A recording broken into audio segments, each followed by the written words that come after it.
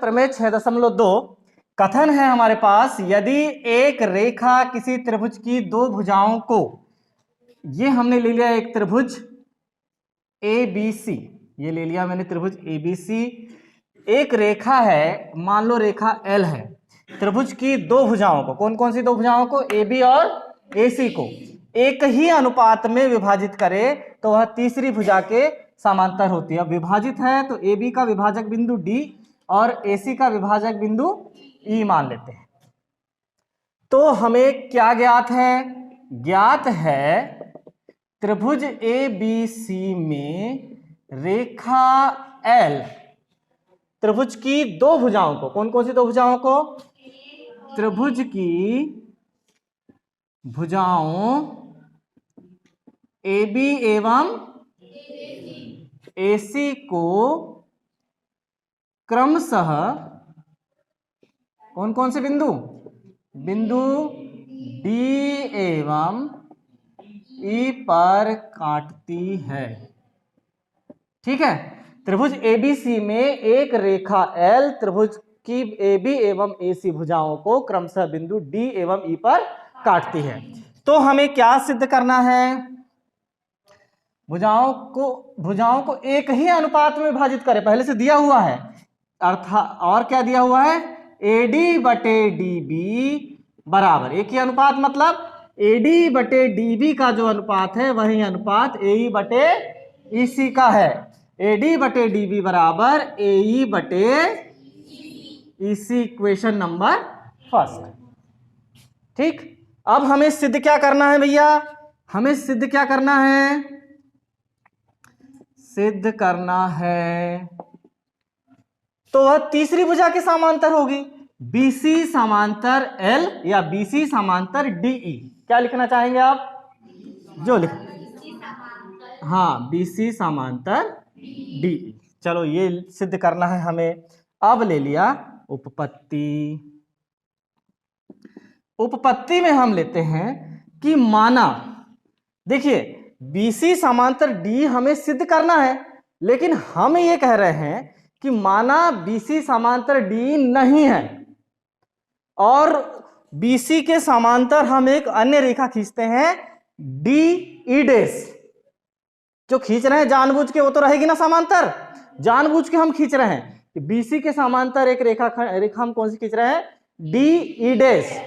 तो ठीक है, माना BC के समांतर DE नहीं है, ये हमने विरोधाभास माना, तब BC समांतर DE डैश खींचते हैं, ये हमने एक नई रचना कर दिया।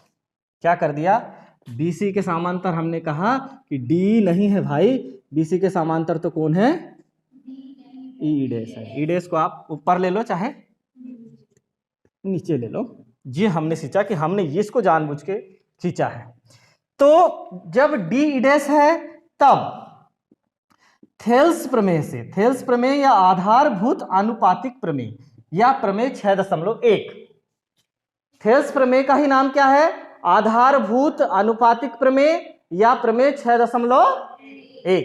तो प्रमेय कौन सी, 6.1 से हमें यह पता है कि यदि किसी त्रिभुज की एक भुजा के समांतर एक सरल रेखा खींची जाए तो वो अन्य दो भुजाओं को समान अनुपात में विभाजित करती है, ऐसा थेल्स ने कहा है प्रमेय 6.1 में। तो ठीक है, यदि BC समांतर DE डैश हमने माना है तो थेल्स के अनुसार क्या होगा, AD बटे DB बराबर क्या हो जाएगा, AE डैश, E डैश को माना है उसने समांतर, तो AE डैश बटे E डैश C, ये हो जाएगा इक्वेशन नंबर सेकेंड। कौन सी प्रमेय से, थेल्स प्रमेय से।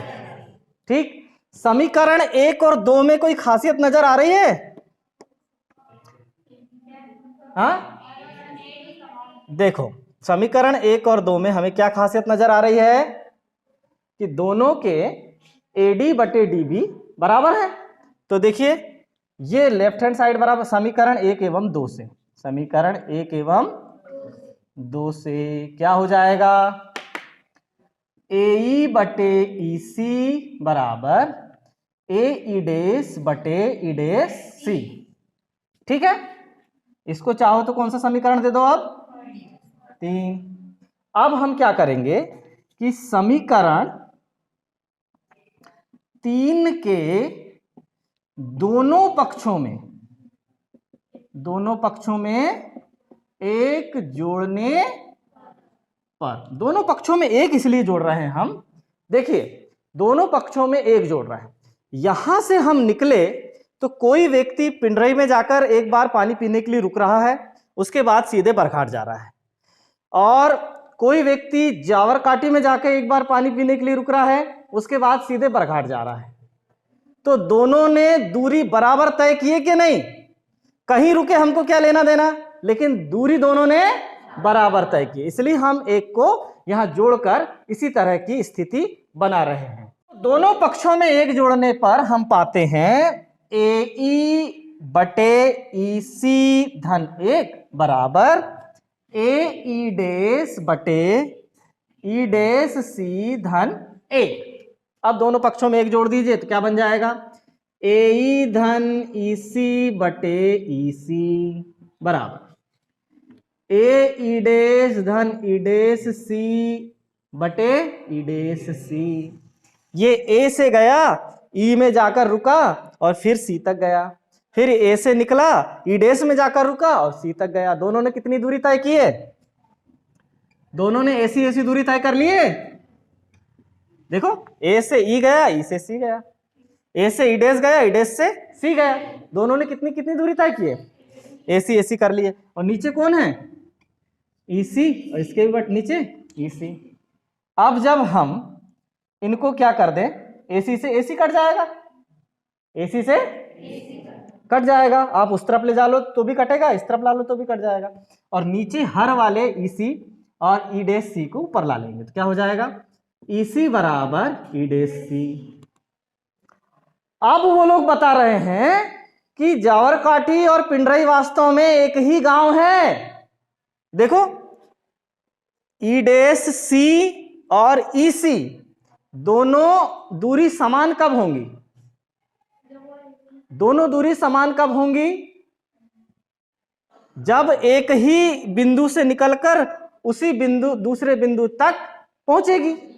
कोई दूसरा उपाय नहीं है, क्योंकि एक ही रेखा पर हैं दोनों, तो एक ही रेखाखंड पर हैं, तो दोनों बिंदु समान हैं। EC और E डैश C समान है, अर्थात यह तभी संभव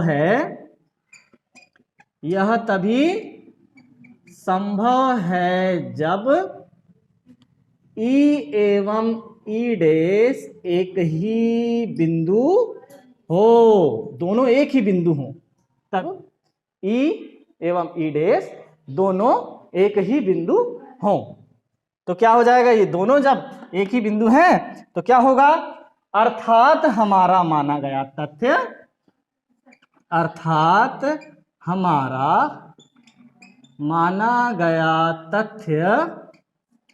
असत्य है।